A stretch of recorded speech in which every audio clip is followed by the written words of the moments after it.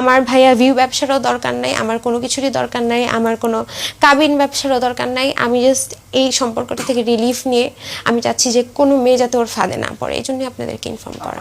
মামুনের ধারে কাছেও নেই ভাইয়া, মামুনের সাথে কেউ বসতেও লজ্জা পায়, সত্যি কথা। আমি এক জায়গায় বসবো, কফি খাবো, আমার ফ্রেন্ডরা লজ্জা পায় যে এই ছেলে কেন আসছে, এই ছেলে তো ভালো করে একটা বিহেভিয়ারে করতে পারে না। মানুষের, আপনি টাকা পয়সার বাদ দেন, মানুষের ব্যবহারটাই তো মেন, ওর তো সেটাই নাই।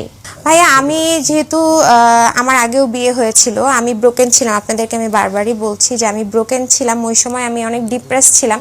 আপনি যখন একটা মানুষের সাথে অনেক দিন একসাথে ঘুরবেন ফিরবেন, অ্যাটাচমেন্ট হবেন, তখন আপনার একটা বাসা যদি পেটও হয়, বিড়ালও হয়, কুকুরও হয়, আপনি তার মায়ের পড়বেন। সো আমার সেটাই হয়েছে, আমি তার সাথে অনেক সময় কাটিয়েছি, আমরা একসাথে ঘুরেছি, অনেক জায়গায় গিয়েছি, সে আমাকে অনেক টাইম দিচ্ছিল, সেই কারণে আমি তার প্রেমে পড়েছি। এটাই, তার মধ্যে এমন কোনো গুড কোয়ালিটি নাই যে তার মানে কোনো মেয়ে তাকে অ্যাট্রাক্ট করবে এমন কিছু। হয়তো বা কিছু মানুষ তাকে সোশ্যালি দেখে, তার ভিউর জন্য দেখে, ওই কারণে তার প্রতি ফল করে, বাট আমার এরকম কোনো ইন্টেনশনই ছিল না। কারণ আমার কোনো আইডি নাই, আপনারা দেখবেন আমি সোশ্যালি ভাইরালও হতে আসিনি, আমার কিছুই না, আমি কোনো ভিডিও মেক করি না। সে যখন বলতো তার আইডি দিয়ে ভিডিও আপলোড করতাম, দ্যাটস ইট। আমার কিন্তু কোনো সিঙ্গেল আইডিও নাই। আমার হচ্ছে যখন আমার আইডিগুলা, আমার বিয়ের খবর সবাই জানে, আমার আইডিগুলা তখন হচ্ছে হ্যাক হয় বা হচ্ছে ধরেন মামুন ডিজেবল হয়ে যায়। সো আমার কিন্তু পার্সোনাল কোনো আইডি নাই এখন পর্যন্ত। আমি কোনো টিকটক বা কোনো সোশ্যাল মিডিয়ার ফেসবুক পেজ কিছুই আমার নেই।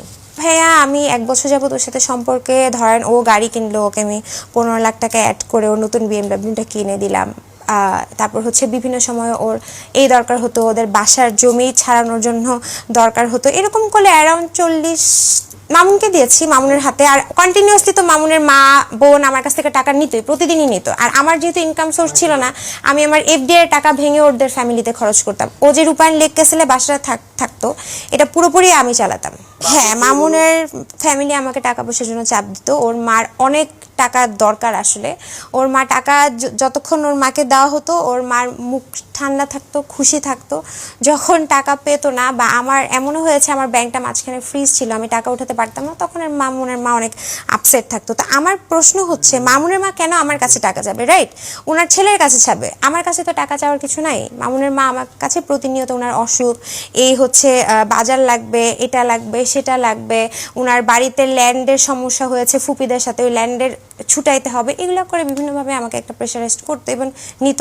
ভাই ওর আশেপাশে দেওয়া থাকতো পাওয়ার ব্যাংক, ল্যাম্প, মানে আশেপাশে ওর যা ভালো কিছু থাকতো ওটা দিয়ে আমাকে করতো। ইভেন ও করতো তো নিজের গায়েও ভাইয়া অনেক, কোথা থেকে এত শক্তি আসতো আমি জানি না। আমি ওকে যখন মানুষ ডিফেন্স করতে আসতো ভাইয়া, ও এরকম সিন ক্রিয়েট করতো, ও আমাকে তারপর যখন আমি কিছু টুকটাক ভিডিও বা ছবি তুলে রেখেছি, ও কি করতো এটার জন্য নিজেই কিছু ভিডিও করে রাখতো, যাতে ও পরবর্তীতে আপনাদের সামনে এগুলো বলতে পারে না ও আমাকে মেরেছে। ট্রাস্ট মি, আপনারা দেখবেন হয়তো ওর সাথে কথা বললে।